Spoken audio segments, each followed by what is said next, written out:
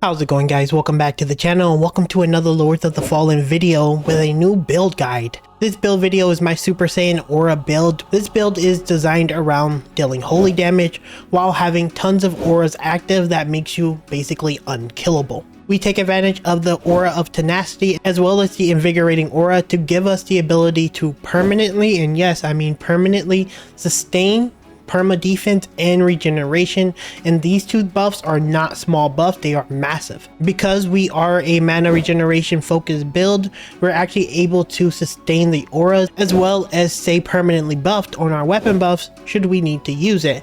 And even in boss fights with a little bit of attacking, we are able to sustain every single buff that we have and being able to face tank with very little damage coming in.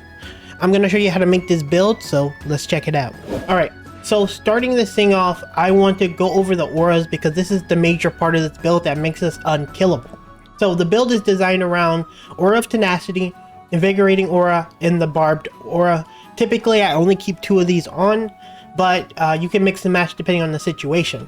So starting off, we can use Aura of the Tenacity. This is the defense buff, and as you can see outside of the base cost, we are able to not only sustain it, but we're able to gain mana while doing it, which means while we're playing casually, we can just have this up, cast our Umbral weapon, and attack and fight no problem, right? It doesn't really require much. This is the state you can be in permanently without taking much damage at all, and it costs you nothing. It's really powerful. Now that is our base Super Saiyan form, as I like to joke around calling it, but you can also go with the heal. Now as you can see with the heal active, it does slightly drain us. It is draining us to some degree, and you won't be able to fully sustain this. Obviously we're not playing a game where we're just standing still doing nothing, but even looking at it right now, the drain is fairly minimum considering we have a permanent heal. It's a pretty sizable heal.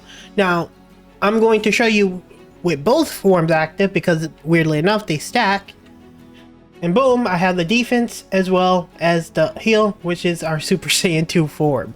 And it is a heavy drain. You won't be able to sustain this doing absolutely nothing, but you are able to sustain this while you're in combat or fighting. So basically, depending on the situation, you can have your perma defense up, you can have your perma healing up, and when you're in a fight actively doing things, as you attack, you'll be able to sustain the mana cost.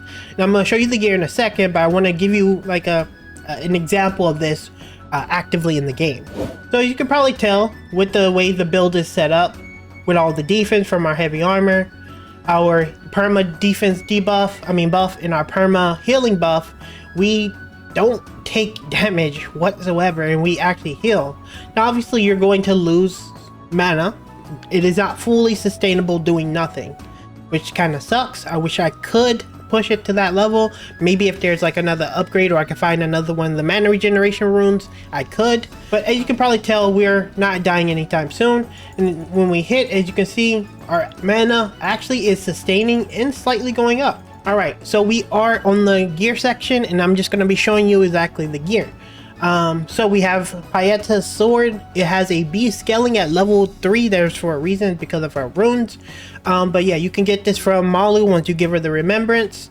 And looking at our runes, because I do want to show you the runes that I have in this bad boy. I have Devoth. You can buy it from this vendor I'm standing at now, and it gives increased radiance scaling for these. This is the best thing I can find at the moment, but I already have a B scaling on radiance at +3. Obviously I make builds, so it's hard to get a lot of upgrade materials, but already pretty hard to pretty hard hitting item because it scales off my radiance. On our shield we have the Church of Orion Radiance Great Shield.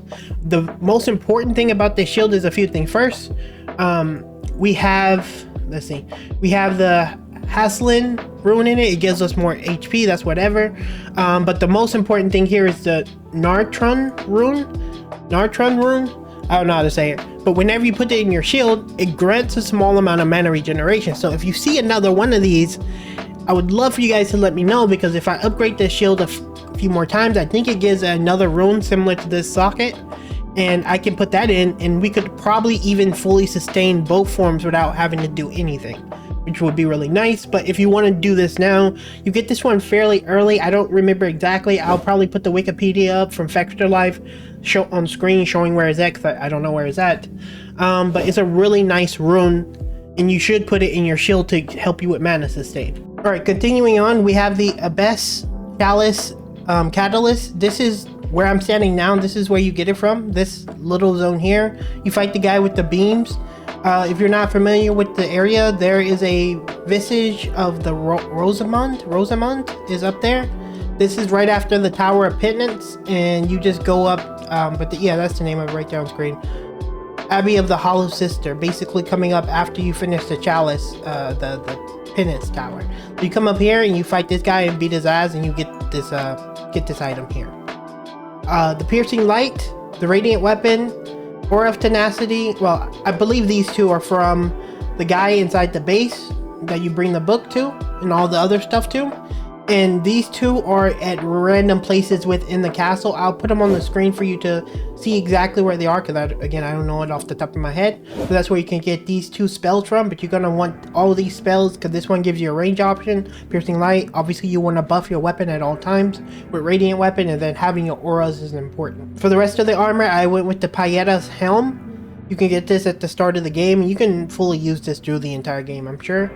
The Judge Cleric's armor, I got this from the Judge Cleric. This is like I would say like the mid-end game of it, but yeah, I just use the Judge Cleric, but just get anything with fairly heavy armor. I just kind of wanted to keep with the theme, but do whatever you like.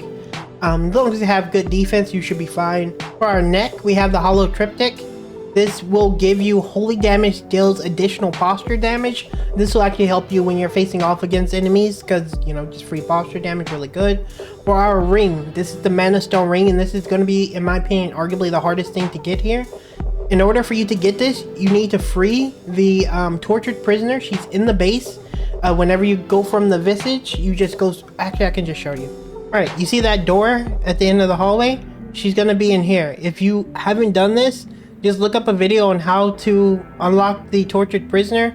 She'll be basically where I'm going now. She'll be right here in this room. And you gotta do a little bit of stuff, but you'll unlock her. She does all the like Inferno based spells and stuff. And once you finish beating her, getting her out, you need to go fight the giant guy. And you need to wear this specific outfit. It's the candle head one. The noble woman's headwear, the full set. And then you give her the eye, because she'll be in the arena where you fought the giant, and she will give you the additional options of gear. I don't know exactly how the requirements work, but from what I've read, you have to do it that way. And if you talk to her beyond doing that and then put the outfit on, you won't be able to get access to this ring, but it gives her mana regeneration. That's the important thing. And then we have the Ring of Gnawing. This will give you mana every time I hit an enemy, and this gives me the ability to sustain. Now I know some of you are thinking, well, this is missing out damage, but because you have so much buffs, you don't necessarily need the damage, because like your weapon does more than enough. I guess you could say it's a little bit of a boring build in terms of like flashiness, because it's not nearly as flashy as other builds, but in terms of like not being able to take damage, it is second to none. Like, you are defensive as hell, you take no damage, and you are fairly sustainable, and you keep your weapon buffs, and you have some magic spells. You could kind of mix and match, but you're gonna have to manage your mana yourself. But overall, you're still very, very strong and impossible to kill, which is a great thing in itself. Now, for the rest of the stuff, we use our heal, of course. I use Unripe Berries because the only thing that you're actually going to be actively using is your stamina, because you're just going to be hitting most of the time because you just have full mana. I have a Wither Ward, that's whatever, and then I keep small mana stone clusters. And as you can see in the first initial fight I did, I was using this a little bit to just give me a bit of, a little bit of mana here and there. I would just keep this on me. They're very inexpensive, and as you can see, I have a ton of them, and I'm playing this build.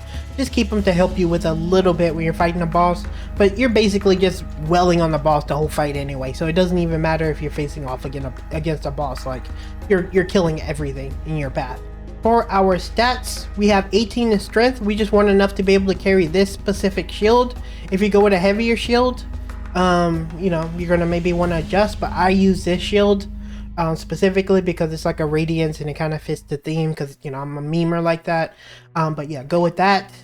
For our agility, we kept it at base. It's 13 because I'm the blackguard guy with the axe and the shield, so that's my base. I have 25 endurance. This just should help you with weight. It should help you with just enough stamina to fight. I very heavily value vitality, as you can probably tell, because I don't want to die. But yeah, there's vitality. I put 47 in that. I have 44 in Radiance because our damage on everything we do scales based off of Radiance, so that's going to be our primary damage type. And then we have 15 Inferno. I just feel comfortable with 15. If you don't want to, you don't have to. But I think some spells require actually no, it doesn't require Inferno. Oh, so you're good. You don't have to put points in Inferno. Just your Radiance, so it's really good. And there you have it, guys. That is my unkillable paladin Super Saiyan build thing I got going here.